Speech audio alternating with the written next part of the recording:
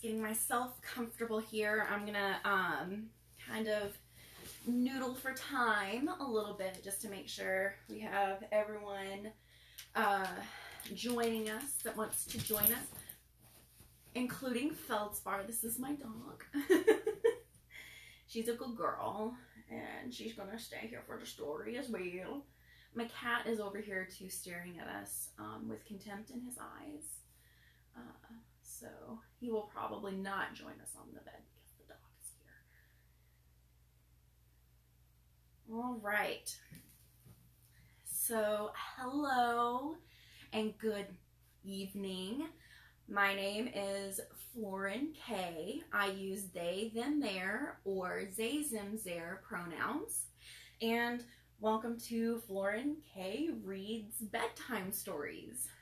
I'm really excited to do. I've actually had this idea for a really long time, but just never find the energy or the time to work on it. So I'm really excited to get to read to you guys tonight. Read to you all tonight. I have this book. My sister actually got this for me from a library when they were selling some of their books that some of the people didn't check out so much anymore. I really, really love unicorns. And so my sister knew that, and she got me this book. And this is what I'm going to read to you all tonight. Something that I noticed when I was practicing earlier is that a lot of the words that are in this book may not be words that you've heard before. And I think that because a lot of these words I certainly haven't heard in a long time. So if there are some words that you don't know, I think it's a really good idea to talk to your parents or whoever watches you, whoever you hang out with, your friends. You can see if they know what those words mean, or you can look them up yourself. Or if maybe you don't know how to spell it, you can ask someone or give me a message, shoot me a message, and I will try to answer all of the questions I have about some of the words that I'm going to say in this story, because I want to make sure everyone understands the story.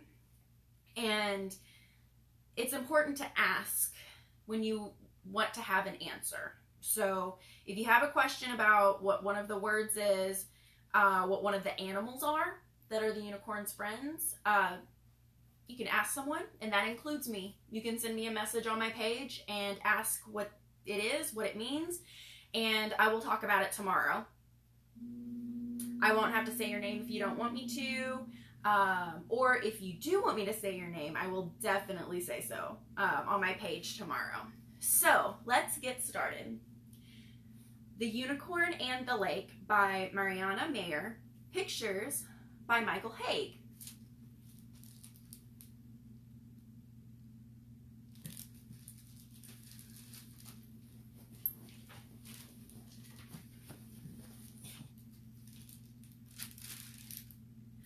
Once long ago, all animals lived in harmony. There was no strife among them, and they were able to speak together in a common language. At that time, mysterious and wonderful events took place, and the noble unicorn dwelt with the other animals in the lower lands.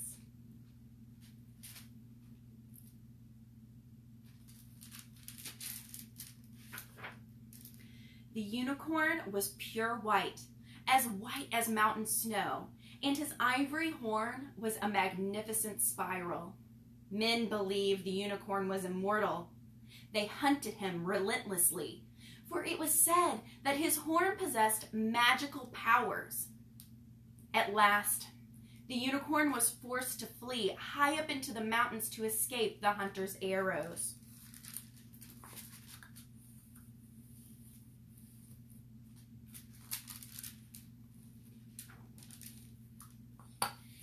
His vanishing caused magic to pass from the land. Soon all living things forgot the unicorn. and animals lost the power to speak to others unlike themselves.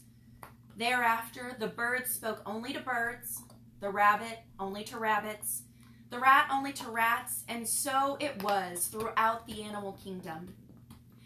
During this time of forgetfulness, many kinds of animals lived along the banks of a large lake. Though they could not speak together, the lake was vital to them, and they willingly shared it. Their only enemy was the serpent. He preyed upon them mercilessly, casting a shadow over their lives.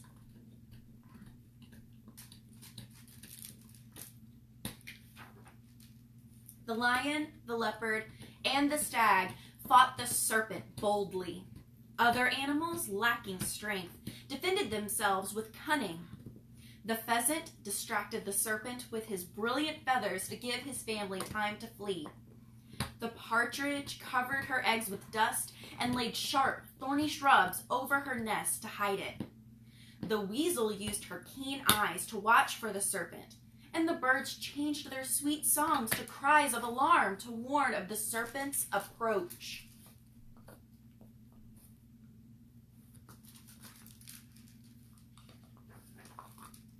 But in time, a greater danger, a sadness, came to the forest. For months there had been no rain. Slowly the lake began to recede, and the banks turned muddy. The animals struggled vainly to reach the shallow water. Many were so weak from thirst that they could no longer fight off the serpent when he attacked. Still no rain came. The fish were dying without water. They gasped desperately. Then, finally, lay still and lifeless beneath the burning sun. The heron, the duck, the water rat, and other animals who fed on the water life began to hunt in vain for other food to eat.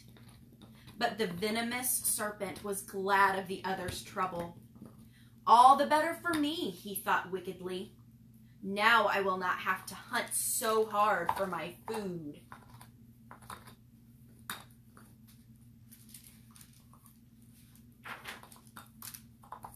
The valley, too, began to dry without rain, and a drought fell all over the forest. The clinging green foliage that had once covered the forest floor died, and the ground cracked under the feet of the animals. Leaves from tall black walnut, beech, and oak trees turned brittle and dropped to the dusty earth. The animals grew more desperate as each day passed. They knew that without rain to fill the lake, they would surely die. Night after night, the frog, who had lost his watery home, croaked mournfully for the rain. But none came.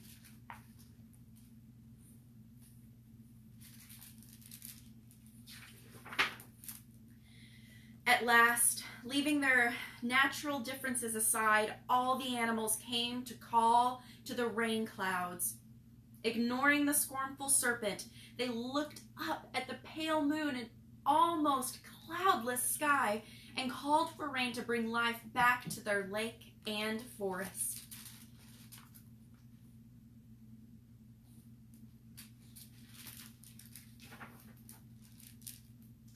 High up in the mountains, the hoary marmot, who called himself the Whistler, sat his patrol watching for enemies.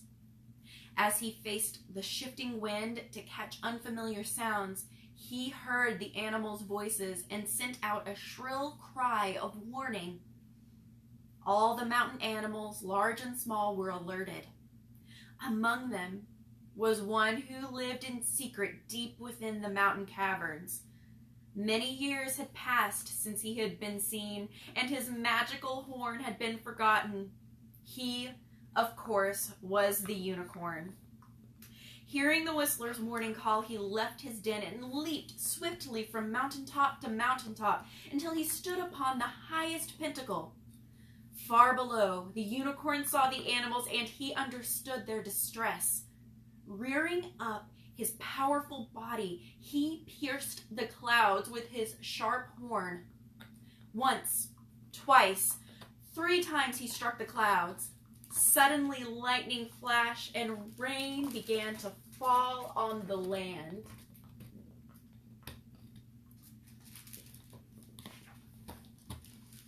It rained that night and all the next day.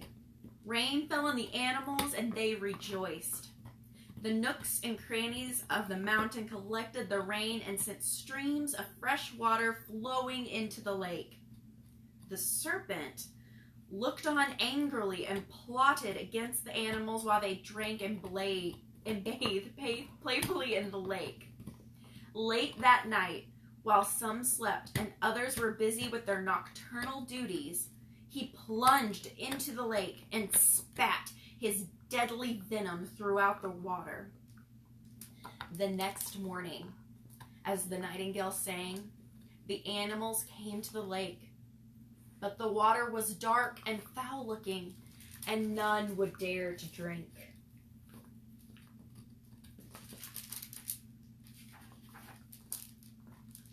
Again, the animals cried out in anguish, and hearing them, the whistler repeated his warning.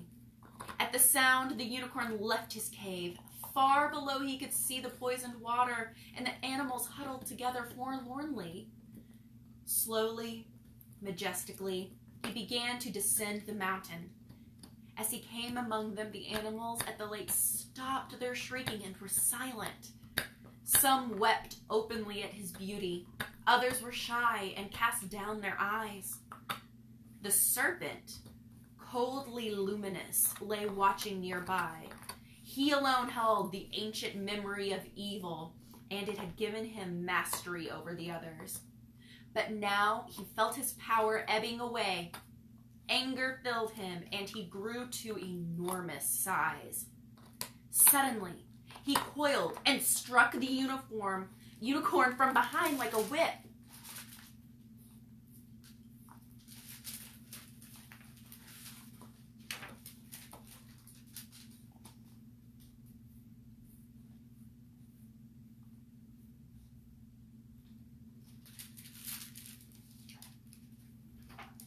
Fear gripped the animals as they watched the battle. The serpent wound himself like steel bands about the unicorn's hind legs. A fierce war cry came from the unicorn as he struggled to free himself. His nostrils flared, and he reared up with his forelegs thrashing. Sharp, cloven hooves came crashing down upon the serpent, whose strong hold began to weaken. The unicorn was gigantic in his mighty splendor. His spirit was ruthless, and his mane flowed like wind-swept flames. Over and over he screamed and struck until the viper was overwhelmed and powerless.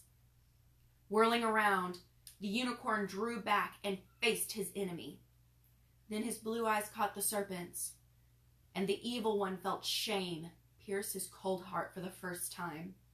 He slithered away in fear, knowing that one of his own kind would have never spared his life.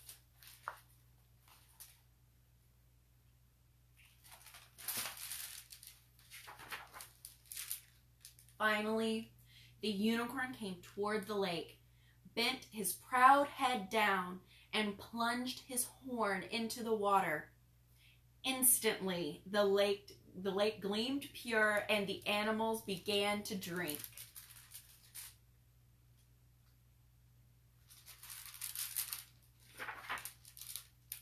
The unicorn gazed lovingly at each one, but his work was done, and he knew he could not live among them in the lower lands. Slowly, he began to ascend the mountain where his hooves touched the ground, and ancient flowers bloomed once more. As he walked, a little magic passed over the animals, so they were able to talk again to each other as they had once long ago. When the unicorn reached the mountaintop, the animals saw his distant silhouette etched clearly in the warming sun.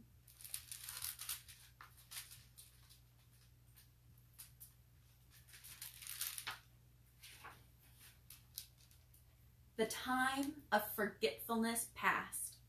The unicorn was remembered. Springtime spread through the forest again. Everywhere leaves unfurled, fern fronds opened, and birds built nests. Masses of flowers appeared so that the forest floor shone with color and the forest resounded with joy. Warm breezes carried the scent of rich, moist soil, and dark green moss grew once more on the banks of the beautiful lake.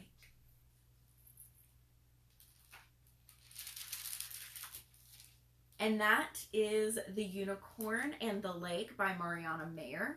And the pictures are by Michael Haig.